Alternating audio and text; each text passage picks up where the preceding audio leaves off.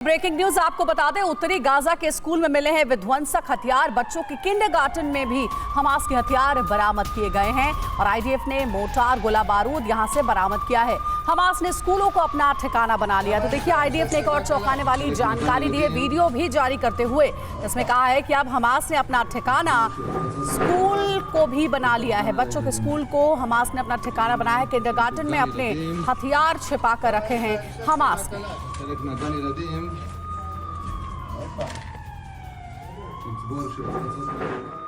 तो वहीं इजराइल के तेल अवीव में मिसाइल हमला हुआ है। अल-कसाम ब्रिगेड ने दागे हैं ताबड़तोड़ मिसाइल। आयरन डोम ने कई मिसाइलों को नष्ट किया है। तेल अवीव समेत कई शहरों में यहां लगातार सायरन बज रहे हैं। तो हमले लगातार हो रहे हैं और इसलिए एक के बाद एक सायरन की आवाज सुनी जाती है। जो लोग अभी भी इस इलाके में फंसे हुए हैं उन्हें फौरन कहा जाता है कि बंकर्स में जाकर के छिप जाए।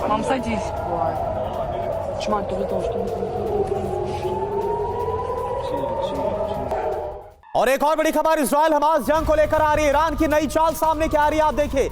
ईरान नहीं चाहता गाजा युद्ध और ज्यादा बढ़े। बैक चैनल से ईरान ने अमेरिका को यह बता दिया है, जता दिया है। ईरान ने अमेरिका के सामने अपना पक्ष रखा। गाजा जंग बढ़ी तो क्षेत्रीय संघर्ष तय है, यह भी कह दिया गया है ईरान की तरफ से।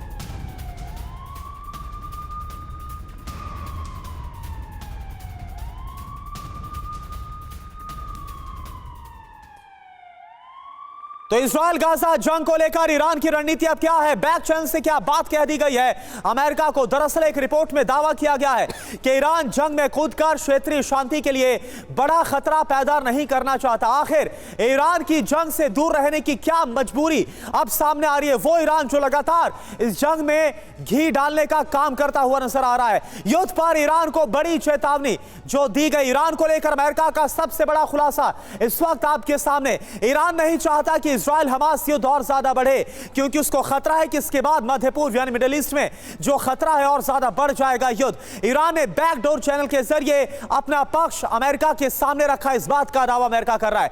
स्विट्जरलैंड के दूतावास के जरिए अमेरिका तक संदेश पहुंचाया गया है ईरान की तरफ से। जंग बढ़ने पर क्षेत्रीय संघर्ष यानी मिडिल ईस्ट में और ज्यादा युद्ध भड़कने की चेतावनी ईरान की तरफ से जारी की गई है। इजराइल को रोका नहीं गया तो महायुद्ध तय है, वर्ल्ड वॉर तक का संकेत इससे समझा जा सकता है। 7 अक्टूबर के हमास के हमले की जानकारी नहीं थी, यह ईरान बोल रहा है। यूएस से सीधी बातचीत की संभावना से भी हालांकि साफ तौर पर ईरान इंकार करता हुआ नजर आ रहा है। ईरान की अब बड़ी परेशानी क्या है? ईरान की बड़ी परेशानी देखिए, प्रॉक्सी समूह के अस्तित्व को लेकर बेहद चिंतित इस वक्त है, क्योंकि इसी का सहारा लेकर लगातार वो अमेरिका और इजराइल के खिलाफ हमलों को अंजाम दे रहा है। हमास के खात्मे का प्रण कर चुका है इजराइल। जो जानकारी सामने आ रही है, हिजबुल्लाह और हुती भी आईडीएफ की रडार पर है। ये इस वक्त ईरान की बड़ी परेशानी है, इससे बैकफुट पर ऐसा लग रहा है। हालांकि क्या चाल है अभी ये समझ नहीं आ रही है। हिजबुल्लाह को सुरक्षा स्तंभ मानता है ईरान और उसे लगातार हथियारों के जरिए